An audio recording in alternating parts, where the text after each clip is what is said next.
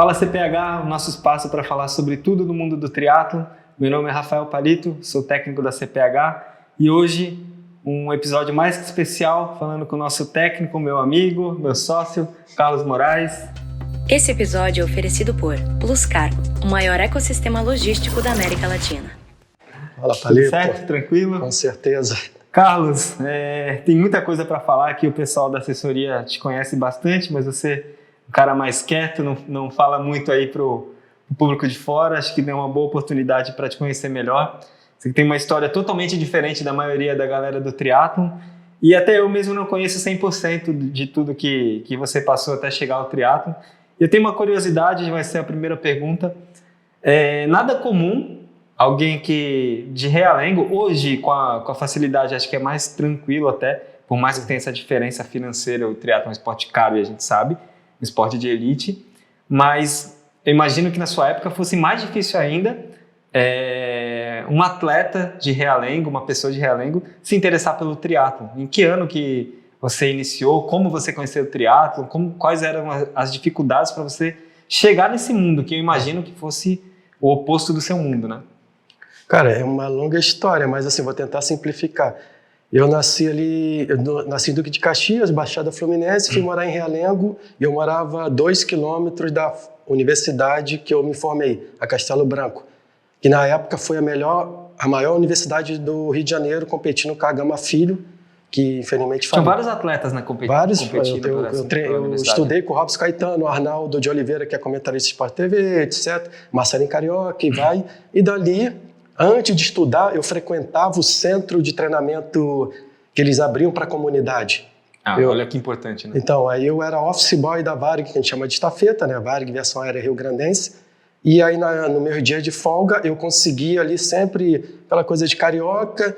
Aí conheci um cara lá da piscina, ele liberava para eu nadar 2 vezes por semana sem pagar. Você já corria? Eu já corria, corria com... Eu tinha um tênis que chute. Mas tinha o hábito de correr, acho que não sei, porque a minha família não é do esporte, não veio de esporte. Tirando a minha irmã que mora na Suíça, que coloquei ela no esporte, só tinha eu. Aí eu, com 16 anos, eu falei, vou lá na Castelo Branco, na faculdade, eu ficava lá, aí fui conhecendo as pessoas, aí tinha uma equipe de estudantes de atletismo, aí deixaram eu entrar lá também. Eu cheguei até a competir 3.000 metros com barreiras, com obstáculos, né? Mas assim, claro, não tinha como, trabalhando o dia inteiro, mas competia, conseguia... Eu tenho, se eu não me engano, eu tenho 31 minutos e 29 segundos nos Jogos Universitários Brasileiros, uma etapa para se classificar para os JUBs. Nos 10 na pista. Na pista. Na pista lá do Cefam, que é o Centro de Educação Física Almirante Adalberto Nunes. De tênis normal, sim. Era o tênis que eu usava para trabalhar e treinar. Corri muitas vezes com o tênis Zero informação, né? Zero informação. A informação era que eu consegui comprar um livro de... Tinha revista, né? Eu consegui comprar um livro que traduziu para o português, não sei como, que eu nem me lembro disso, que falava sobre interval training, fartlek, isso há 30 e poucos anos atrás. E eu consegui comprar um livro da Universidade Nacional de Brasília, que eles traduziram, que foi o primeiro livro americano sobre triatlon, que eu não sei onde está, mas eu quero recuperar esse livro. Para comparar com os treinos de hoje. Acha isso. Que é UNB.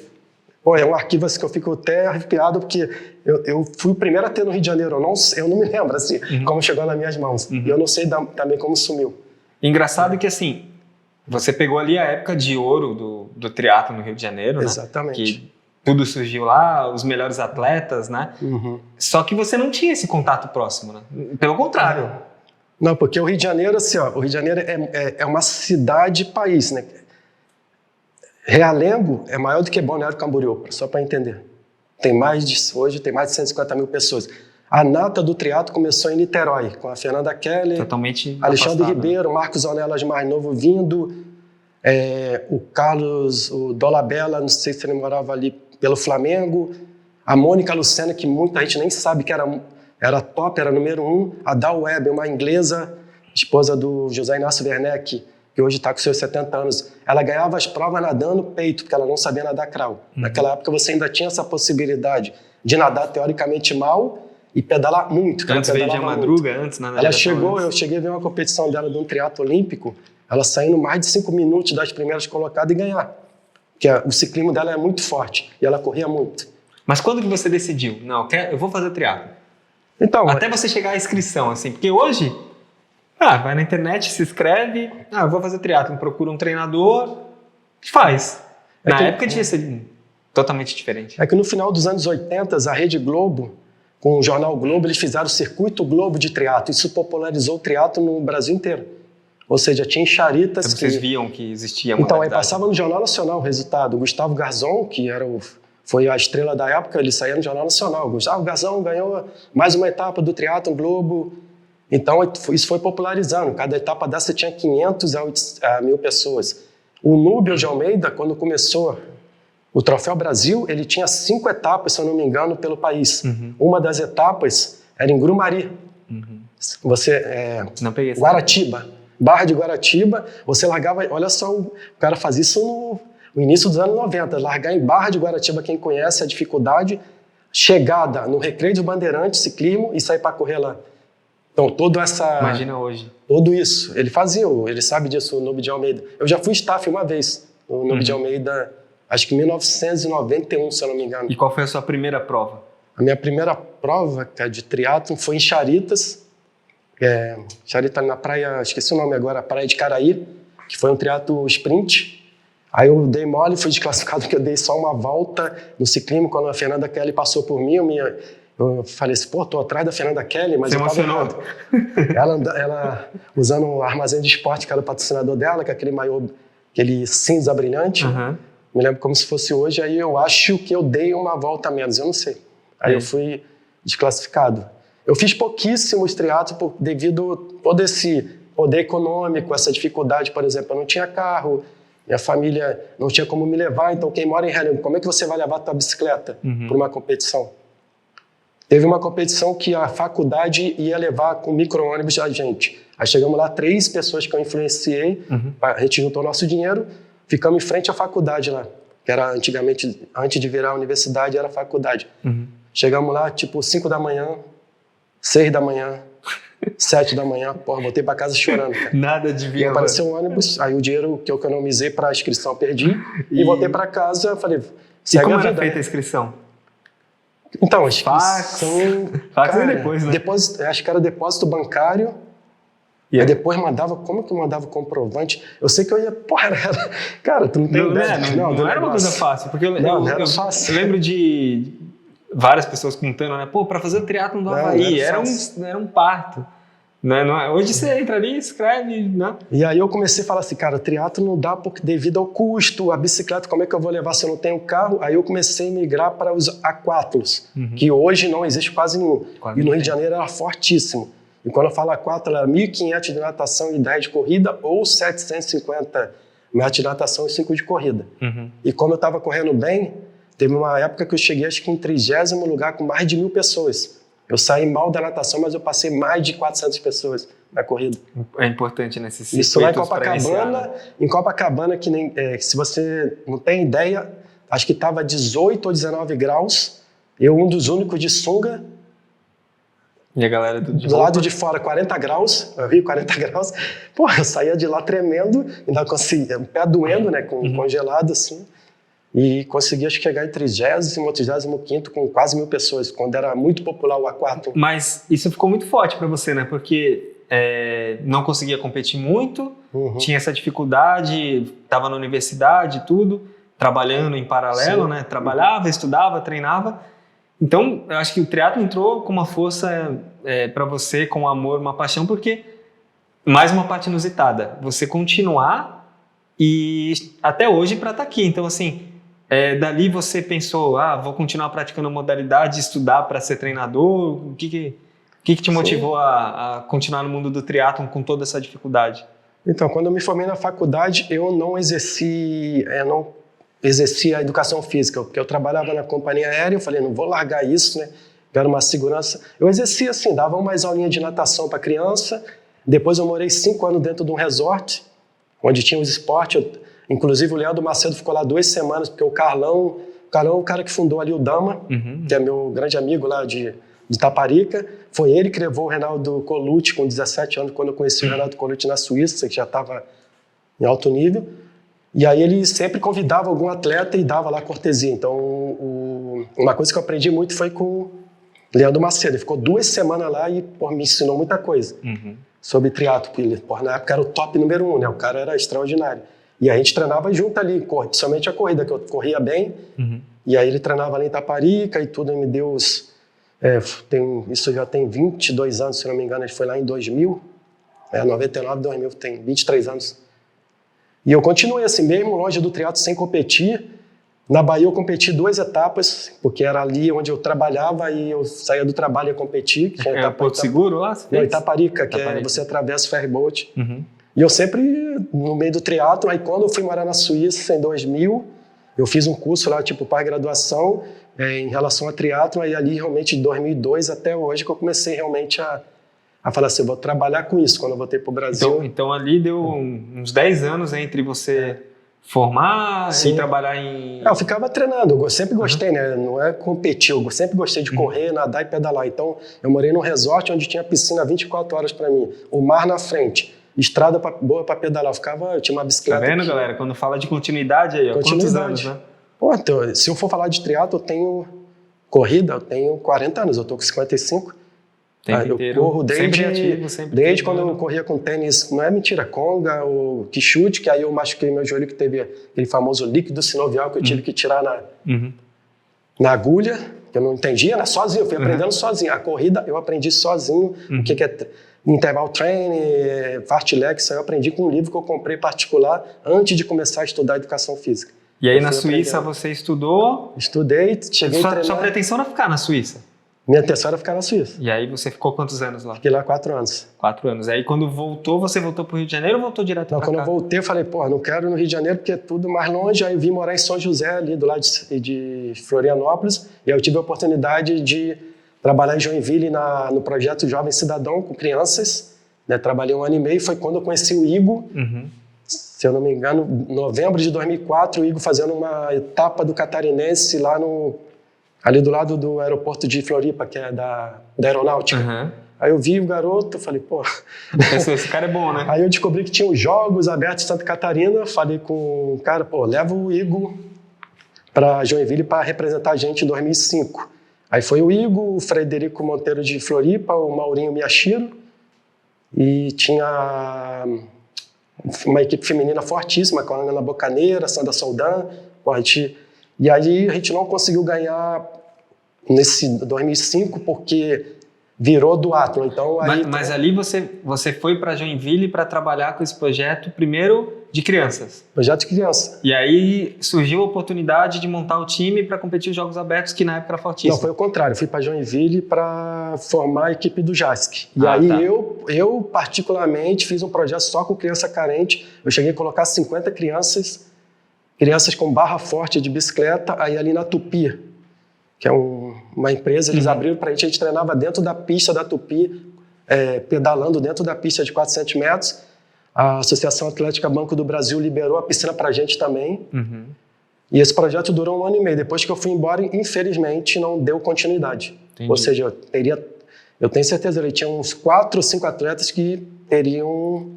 Aí, quando vocês montaram a equipe, os atletas eles tinham que, no mínimo, ficar um tempo em Joinville, ou eles eram obrigados a morar na cidade, treinar com o time? Porque eu lembro que, nessa época aí que você já estava lá, eu era atleta ainda, e eu lembro que o Maurinho veio para Joinville, o Fred Monteiro veio, e eu era atleta em Santos. E eu lembro que eles vinham para cá, e eles voltavam, aí tinham escrito Joinville no macaquinho deles. Eu falava, caraca, essa cidade aí investe em triatlo, né? E aí a gente comprava os macaquinhos, porque eles recebiam vários da Mizuno na época. E aí eu corria com o macaquinho escrito Joinville e tal, um monte de atleta. E coincidentemente da Mizuno era vermelho, que é a cor de Joinville. Então eles tinham que ficar, cara, 1 semana, 2 semanas por mês. E aí eu ficava morando no apartamento, eu que coordenava o apartamento. Aí o Igor ficava, geralmente eu liberava o Igor na sexta-feira à noite ou sábado de manhã para ele vir para Balneário, aí domingo à noite ou segunda de manhã ele voltava para lá. Como o Igor morava aqui em Santa Catarina, então era sempre assim. Ou sábado, né, de manhã, ou sexta à noite, voltava sempre domingo ou segunda. É um projeto que, na verdade, imagina hoje, né? A cidade com os atletas morando e treinando junto, seja por 15 dias, é um camp, né? Sim. Você junta atletas referências com o Igor, que era iniciante, né? Iniciante. Bem iniciante na época, galera, ninguém aprendendo, né? Ninguém conhecia ele. O Fred Monteiro ali no alto nível, né? Ganhando as coisas. O Maurinho subindo. O Paulo Miyashiro vindo da Olimpíada de 2004, ficou lá com a gente 3 semanas. Quando eu vi o cara, falei, caralho, cara... Isso deve ter sido impressionante para você. Treinando ali comigo, a natação, tudo na simplicidade dele ali, né? Grande Paulo Miyashiro, que eu considero até hoje.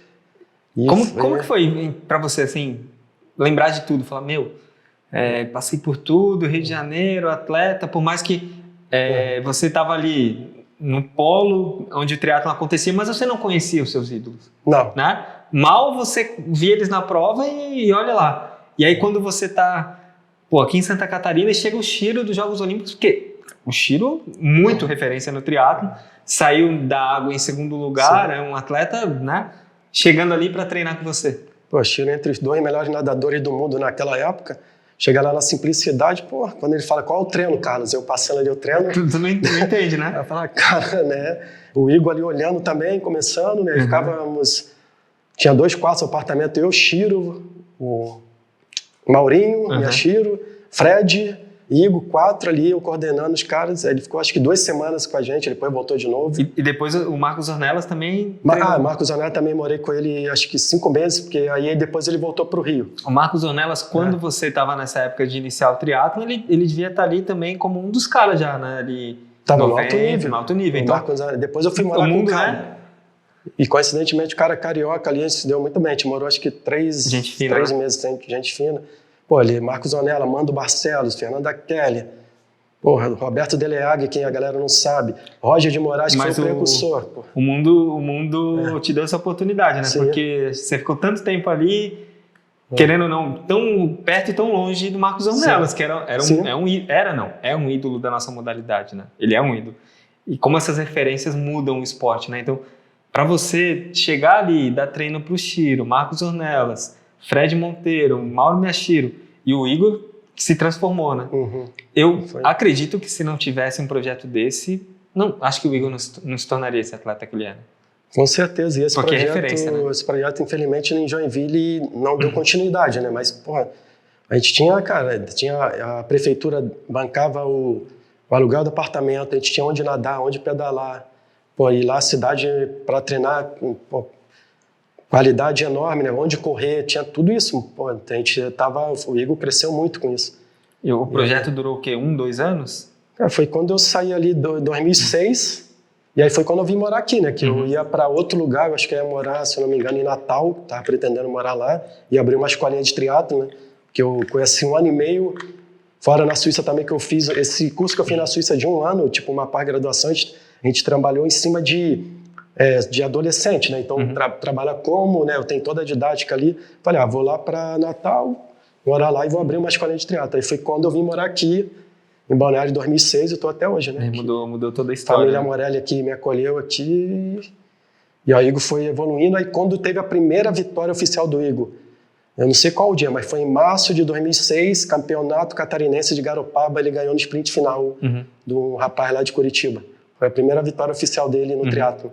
Aí vocês já estavam aqui em Balneário? Já estávamos em Balneário e depois foi. Aí depois a gente ganhou lá um A4, aí foi lá campeonato sul-americano de triatlon olímpico. 2008 o Mundial, né, que ele foi 7º, 6º no 70.3. Com o mundo globalizado hoje, imagina o Carlos Moraes hoje em Realengo, um menino hoje de 16, 17 anos, que tem milhares lá, né? Querendo fazer triatlo. Mais difícil ou mais fácil? Imagina um Carlos, tem milhares de Carlos Moraes lá em Realengo hoje. A sua vida mudou, com certeza. A gente não sabe o que seria, mas que ela mudou, ela mudou. Você acha que seria mais fácil para o Carlos Moraes hoje ir lá, com toda essa informação que tem, ou mais difícil? Mais fácil. Mais fácil. Mais fácil. Somente isso, eu já fiz até uma proposta, mas não recebi a resposta da Universidade de Castelo Branco, que eu vou lá voluntariamente para começar uma escolinha de triatlo na onde eu estudei. Porque lá tem uma piscina de 50 metros com 25 de largura, tem uma pista de atletismo não oficial que é de carvão, E tem a academia onde tem os spinners ali. Ali eu fiz essa proposta 2 vezes, mas não obtive resposta. Eu iria lá, com certeza, pegar essa galera lá e muda a vida, da né? minha área que eu falo, né? Da E muda a comunidade. vida, né? Pô, mudaria. Cara, é outro. Hoje, mesmo quem fala que é difícil, não se compara com a minha É época. porque não tinha informação. É. É isso que eu hoje, fico imaginando. Eu não se compara. não peguei a sua época, né? Nem perto. Mas quando eu comecei já era menos, mas já tinha a internet engatinhando e tal. E eu fico imaginando isso. Pô, como que você chegou no triatlon, né? Morando num polo totalmente afastado. Mas o quanto isso fez bem para sua vida, o quanto isso mudou, o quanto isso transformou para que você esteja aqui hoje. E o quanto, às vezes, eu fico pensando, um projeto desse, você não vai conseguir mudar a vida de todo mundo, mas você consegue mudar a vida de uma pessoa, já vale a pena, né? Com certeza, que eu tenho ali no subúrbio do Rio, que é, como diz o Realengo Freestyle, né, que eu vi até hoje, a terra de poucas oportunidades. Se você der um mínimo de oportunidade, cara, os caras vão. Bom, né? Qualquer Com pessoa certeza. tem que ter um mínimo de oportunidade. Então, mais uma vez, eu vou mandar até bom te lembrar, vou essa semana mandar para a Universidade de Castelo Tomara Branco que os caras vejam a aí. minha proposta, cara, gratuitamente, né? Claro, tem que ter estrutura, mas Sim. para fazer uma escolinha de Sim, triatlon ali, onde tem tudo, uma piscina daquele tamanho, uma pista de atletismo do lado, segurança e os spins ali, claro, depois... Vai evoluindo. E tem a Vila Importante Militar, começar, né? a Vila Militar aí pertinho, onde foi os Jogos Olímpicos, o mountain bike foi na Vila Militar, ele fica apenas a 10 quilômetros da onde eu estudei. Tomara Castelo Branco. que dê certo, vai dar certo. Com certeza. Carlos, obrigado pelo bate-papo. Espero que a gente faça o bate-papo 2, 3. Tem muita história aí para contar. Valeu. Obrigado. Vamos lá. Obrigado aí vocês. Valeu, galera. Obrigado Obrigado. à equipe aí. Valeu.